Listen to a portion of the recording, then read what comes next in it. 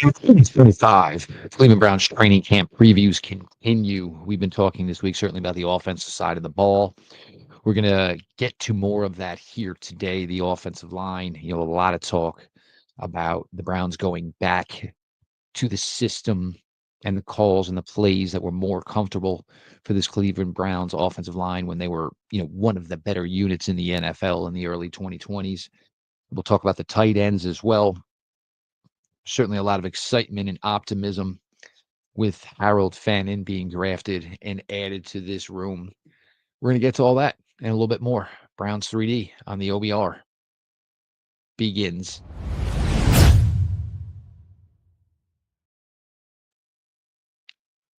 Welcome back, my friends, to the show that never ends, your daily delivery of all things Dog Pound Browns 3D on the OBR streaming network. I am your host, Jeff Lloyd. We appreciate everybody who comes out to the OBR every day, whether it's for your favorite Cleveland Browns coverage from our fantastic group of writers, or joining us here every evening on the OBR streaming network beginning at 6 p.m. Browns 3D. 6 o'clock starts you off on your night. 7 o'clock here on Friday, you will have Brad Ward with Things I Think I Know. Everybody stick around, of course. Make sure you subscribe to the OBR on YouTube. Of course, make sure you're subscribed to the OBR over on Twitch. Now, again, we've been discussing the offensive side of the ball here for the Cleveland Browns this week as we prep for training camp beginning less than 2 weeks from today. We've talked about the quarterback position. We've talked about the running back position. We've certainly talked about the wide receiver position. Today we'll go with the guys up front and the tight end position. With many of the groups here for the Browns positional rooms, I should say, for this 2025 season, there's a lot of, I would say, optimism for each positional group, and there's certainly, without question, cause for concern. That's what's going to make this 2025 Cleveland Browns season extremely, extremely interesting. The recipe is there certainly for success in all of these positional rooms. Well, some need a little more four-leaf clover good luck than I would say maybe others do to reach, their apex, the top of their game. Certainly the offensive line and the tight end position are no different.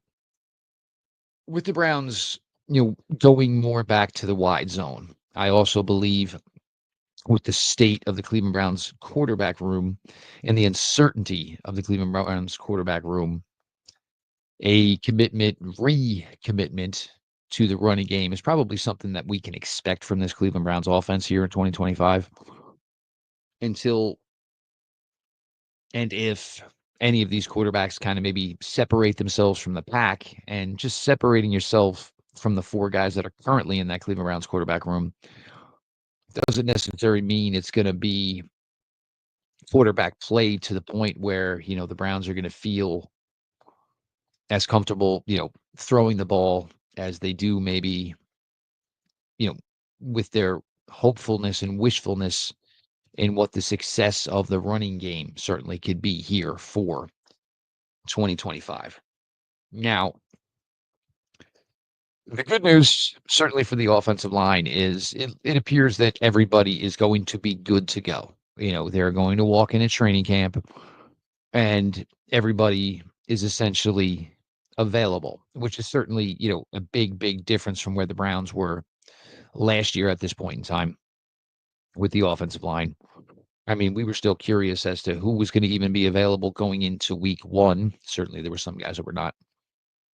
But, whether it's DeJuan Jones at left tackle, Joe Bitonio, of course, Ethan Posick in the middle, Wyatt Teller at right guard, and Jack Conklin over at right tackle. All five being ready to go and being able to, participate from the offset of training camp. Already has this offensive line probably in a much better position, and certainly in a much better position to hopefully overall succeed in 2025 than they were in 2024. I mean, 2024, late in the summer, we were talking about maybe Jack Conklin was going to take reps and be the starting left tackle early in the season, week one. Nothing was in a,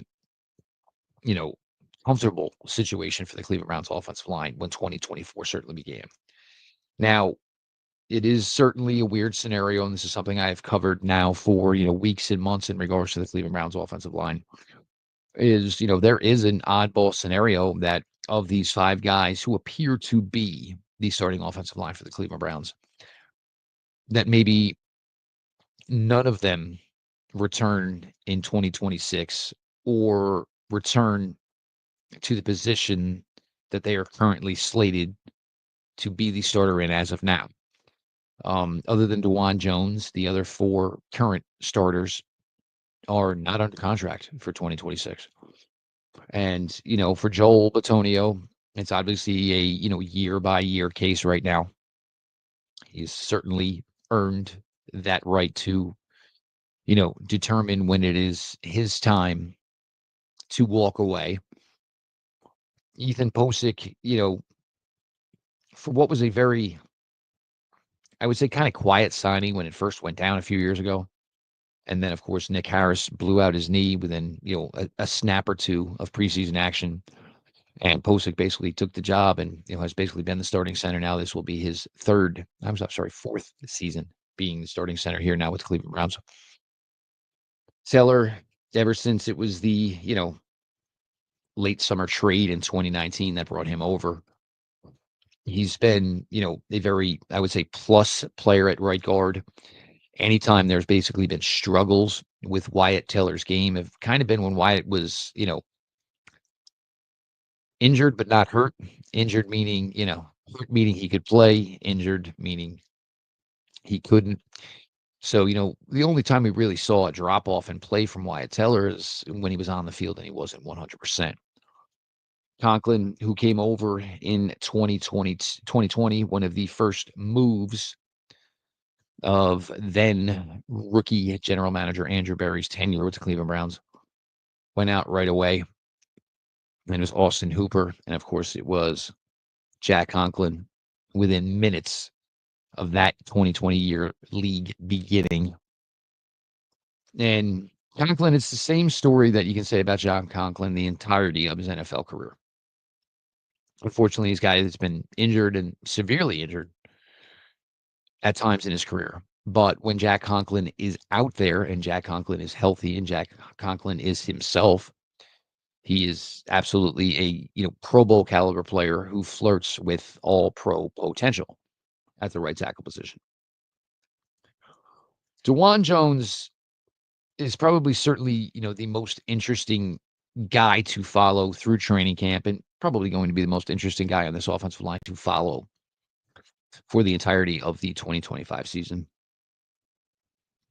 There was a lot of flash as a rookie back in 2023. As we all know, there was the injury, of course, to Jack Conklin very early in 2023, which pushed the accelerator on the Dewan Jones time for the Cleveland Browns.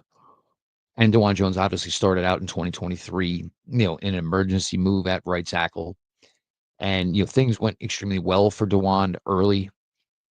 Unfortunately for Dewan, 2023 ended in injury and then led to, a difficult offseason for Dewan in, from 23 to 24 as he was rehabbing from his injuries, struggling, with his weight and, the reports, we all heard him. Obviously, there were times that, Dewan Jones was either flirting with 400 pounds or north of 400 pounds. And Dewan ended up getting dinged up and hurt again to close out the 2024 season. But luckily for Dewan Jones, it was not, something that was taking away his entire offseason. And to Dewan Jones's credit, he made a lot more of a conscious effort and commitment to his craft, to his body by, making sure, that where he kept his weight in this offseason was, a priority and something that, he has been vocal about that he has been much better with here in the, 2024 to 2025 off season. So, certainly slated right now as the starting left tackle. And it's not going to take a bunch for DeJuan Jones, to at least surpass the gentleman who had been the previous left tackle for the Cleveland Browns. And, what we all knew as Browns fans, people who follow the team, obviously people who were putting out content like myself, is we knew that Jed Wills, it had gone so badly off the rails that there is not one person, who follows the Cleveland Browns religiously who is in any way surprised right now that Jedrick Wills at this point is still not an NFL roster. DeJuan, we know that this is a guy that should be capable to, certainly be, a solid pass blocking left tackle. As big as a guy as DeJuan Jones is, his pass blocking, his pass pro footwork is really, really impressive for a large man such as himself. The run blocking, and this is one of the reasons I think you want DeJuan at that left tackle spot. We know DeJuan at his size, it's going to always be a challenge to be more than an average run blocker. He's just that big of a human, and it's just, getting through traffic, it's being, quick feet going further forward, rather, being able to, cut off, pursuing linebackers. And it's just, the difficulties that are going to, come from that for a man who is, 6'9", say 360 for DeJuan on a good day, right?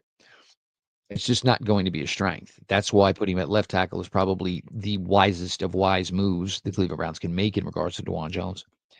This is a team in their wide zone scheme that has really always been a really strong run to the right side of, run to the right. And even when this team does, run to the left within the wide zone scheme, most of the time you're asking your left tackle just to crash down as the as the right side guard and the right side tackle are pulling to the left side. So they would be there to, kick out a would-be defensive end and then, have the other one to kick out the pursuing linebacker. So for DeJuan, and, it may end up that, they feel at the end of this year he played well, but maybe not well enough to continue with DeJuan Jones at left tackle. And, certainly a possibility of replacing minimum 4 starters here in 2026. The Browns are going to probably give him 2025 to prove whether or not he can be the guy at left tackle. And, it might even be just, hey, we'll give you 26 as well, and then we'll go from there. Certainly a lot of positions will, bounty about and play as far as what the Browns do with the 2 first-round picks in the 2026 NFL draft. A guy like DeJuan Jones obviously wants to do everything he can to quiet that noise in regards to being that selection being an offensive tackle, of course. So, certainly DeJuan is the guy to watch as this goes on. The potential is there. And, I don't, when I say the potential is there, I'm not saying the potential is there for DeJuan Jones to probably be a top 5 offensive tackle, a top 10 offensive tackle. As long as he's middle of the road, I think the Cleveland Browns would be certainly more than happy with that. Keeping in mind, his newness to playing left tackle, keeping in mind that he's still, as a former 4th-round pick on the 3rd year of his deal. So DeJuan Jones, is, definitely a value play for the Cleveland Browns at the left tackle position. If he can man it down, that would be great for them. I'm sure they would have no problem finding a way to, getting DeJuan Jones comfortable as, far as some sort of extension. Or the Browns could just ultimately deem that, hey, we tried it, and maybe just keeping the young man on the right side of the offensive line is in tune with his best interests, the Cleveland Browns' best interests. The rest of the group, starting group, when you get to, of course, Bitonio and Posick and Teller and Conklin, all north of 30. So, age is kind of catching up with this group that has certainly been together for quite a while now. Again, Joel is at the point now where, the future he holds within his hand. I think a lot of people were surprised that Joe Bitonio did ultimately opt back in for this 2025 season. Um, After a 3-14 season, it certainly seemed, more than, adequate time to maybe say, it's my time. I'm going to move on. As we know, Joel's a family man. But nobody's going to tell Joe no either way. If Joel says it's time to go, obviously, the celebrations will begin of his time. But if Joel just wants to keep going and still thinks he has it, and, I think Joel has always been a guy that has kind of been a little bit harder on himself than maybe, any coaching or anybody else would be. And I think Joel Bitonio generally feels, when he's not been 100% and not playing at a Joel Bitonio level, I think it's something that drives him. And I think it's something that's kind of frustrated him over these last couple of years where, it's always been Joel Bitonio. Seems like he's always been dinged up one way or another. But I think to the fact that it was starting to hamper his play, at times in 23 and certainly in 2024. And certainly for Bitonio and certainly Jack Conklin in 2024, I think the guys were to the point where they were starting to maybe feel healthier by the end of 2024. It certainly showed in their play. They were starting to look more like the Joe Bitonio and Jack Conklin we have been comfortable with all these years for the Browns. The interesting thing that kind of comes here, certainly for Cleveland, is, with this offensive line, certainly veteran laden, where are you as far as, what you think is possibly here in regards to the Cleveland Browns offensive line in what would be 2026? Zach Zinter played at times last year, dinged up a little bit. You know, where he was drafted, you certainly think that there is a certain path without question that one day leads to Zach Zinter becoming a starting offensive lineman here in Cleveland.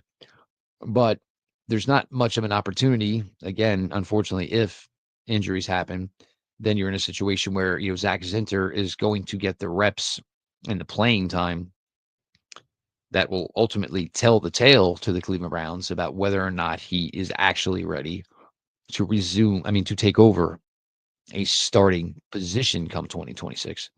The Taven Jenkins selection was one I think caught everybody by surprise.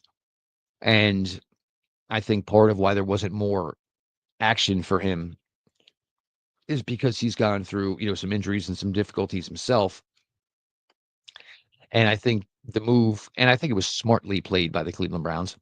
Certainly, if you have to play him, I think the Browns have a high confidence level that if he goes in there, he can perform at either guard position on a level commensurate with Wyatt Teller or Joe Bitonio if he's 100% healthy. I also think one of the reasons the Cleveland Browns pursued this move the way they did is they felt that if they brought Jenkins in and kind of gave him, a 1 year, get yourself, right type of year, and getting to see it firsthand and seeing Jenkins every single day for the entire season, it would probably give them the best glimpse as far as the potential interest of Jenkins and the Cleveland Browns continuing a working relationship after the 2025 season, where, the opportunity looks that, one, if not two, of the offensive guard positions could be open as far as the starting job is concerned. There's not for an offensive line that certainly is, in this strange scenario where it looks like it could really possibly maybe just be a 1 year run. And again, you could lose anywhere from 1 to 2 to 3 to 4. And if you want to say Jones ends up on the right side in 2026, 5 starters, there's not a lot of youth here. Zach Zinter, there's not much else youth here as far as, reserve would be concerned for the Cleveland Browns. And it obviously makes sense. You don't want to, draft startable players and not necessarily have starting positions for them. You don't want them wallowing around. You don't want to waste certainly the contract of a young player by having them, hope that a position is there 2, 3, 4 years down the road. It's, if that's the case, you just draft different positions. So I think there's going to be a lot of faith placed within the Cleveland Browns offensive line here in 2020, and certainly the Cleveland Browns offensive line, in 2021, 22, this was a very highly talked about unit. It deserved, national recognition from football people everywhere, and it was richly deserved. And so the question, of course, is, returning to, what they view as normalcy, the wide zone scheme, all of these things. So many changes were made on the offensive side of the ball to try to accommodate and try to B12 shot, so to speak, Deshaun Watson's play. And at the end of the day, all it did was have, the other 10 players on the field with Deshaun Watson essentially playing at a lesser level. But by far, this is the question for the Cleveland Browns offensive line for the 2025 season is, the return to what they feel as normal going to make a drastic difference? And as Father Time not, caught up to this veteran group of Joel Bitonio, Ethan Posick, Wyatt Teller, and of course, Jack Conklin. You got two rookie running backs. You got Jerome Ford. The Browns could be a run heavy team if they choose to be. They have the young backs to do so. All bring a little bit of a different variety. And certainly a lot of this is going to be contingent upon quarterback play from the Cleveland Browns here in 2025. But this offensive line group is certainly going to be, an imperative group as far as them being improved and improved closer to the level that we kind of all just grew expecting of this Cleveland Browns offensive line. Appreciate everybody for always, joining us here on the OBR. Of course, make sure you subscribed to the OBR on YouTube. Make sure you subscribe to the OBR on Twitch. Any comments, questions, feel free to jump in, of course, the chat and leave some comments. And of course, if you're not subscribed here, come on now. What y'all doing by now? The tight end position, and currently, the Browns and the position with David Njoku is that David Njoku does not have a contract after this season, and certainly a lot of talk about whether or not the Cleveland Browns and David Njoku, are looking or wishing to extend their working relationship together. David, of course, had a dip in production in 24 from what was his best overall season in 2023. Again, you hate to point the finger, at the quarterback position, for blames, but, when you get inadequate quarterback play, certainly you were going to have guys suffer. And, that certainly was the case for Njoku in 2024 as opposed to, 2023. And certainly the way David was just closing out the regular season. And it was just an absolute monster. Teams just, you saw exactly what the best of David Njoku is, where, David Njoku, on the move, on crossers, able to use his size, his length, his just overall, bulge and everything. And just, whether it was out muscling guys in the back of the end zone or it was, out running guys like CJ Mosley on crossing patterns and then not only catching it, but just running away for yards upon yards upon yards, or that absolute beast of a run against the Baltimore Ravens that year in 2023. We know what David is capable of. And, for David, certainly there's been, bumps and bruises and dings throughout his time here in Cleveland. But, as far as, when things are going right, and you have the quarterback play in Cleveland that can make you successful, you've always been able to see just how integral David can be. When this offense is good, is hot, is running hot, it's usually David Njoku who's having a big hand in that. It's a mismatch nightmare. He's absolutely just been an extremely, extremely hard worker on his personal craft. Drafted into Cleveland as just a stinking kid. David Njoku is, got basically grown up here in Cleveland. I would think, the interest would be high in continuing a working relationship for Njoku and the Cleveland Browns. I know there's people who are trying to bring up, Harold Fannin being here and that having some effect on whether or not the Cleveland Browns, would have interest in extending David Njoku. I don't see how Fannin being here would change that one eye in any way whatsoever. First off, Fannin is here on a third round rookie deal. So having two good tight ends, paying one of them, and then the other one is on a third round deal as a rookie, worried about finances. We still would have a long way to go on Harold Fannin to see whether or not he is going to be a true full time, full way tight end in the NFL. I don't think he necessarily needs to be a true tight end one. As long as he can become, an average blocker, as long as, he just continues what should be, a maturational growth at only 20 years old, where he gets a little bit bigger, gets a little stronger, should aid in quickness. He's a plus route runner at his age already for a guy who did not have much experience running routes until he got to Bowling Green. Fannin is a guy to be excited about, in my opinion. I think he's really, really worked hard in his time here with the Browns. I'm sorry, in the brief time here with the Cleveland Browns. And I know the Cleveland Browns are extremely excited about him, but I also think that the Browns are excited that, they're getting a guy who's coming in here and what you're hoping for route running, the physical ability to catch the ball, open field skills with the ball in your hand, those are all there. Those are the things that you normally cannot teach a player. And Fannin, for his age and being, just at 20 years old, that stuff's worth his weight in gold right now. The blocking, how they are going to utilize him, whether it is an inline tight end, a big slot, a guy that lines out wide, guy that lines up as an H-back, a guy that lines up as a fullback. Things he did at Bowling Green.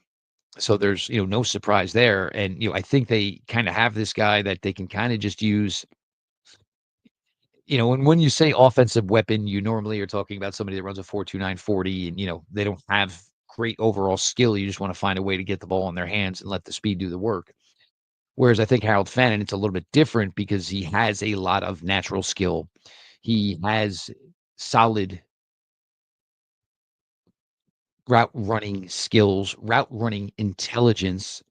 He has a great sense of open air, of, basically finding an open window for a smooth throw from the quarterback. Certainly, Fannin is a very, very highly guy to be excited about for this team this year. Along certainly with Sampson and of course with Judkins. And I don't think Fannin being here, because it's not like you're going to roll out a 6-year deal, 5-year deal to David Njoku where he's going to get money all the way through that entire contract. If you were to extend David Njoku, you're most likely going to have that deal come to the time of expiration, right around the time where you're going to start making your decision on the future of Fannin. So I don't think one necessarily has anything to do with the other.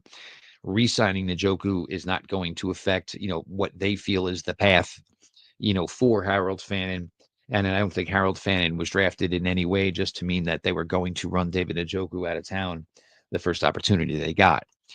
Blake Whiteheart in 2024 wasn't spoken about much. And, I wouldn't say it was a bright spot, but I would say at times Whiteheart kind of was a bright spot for this team.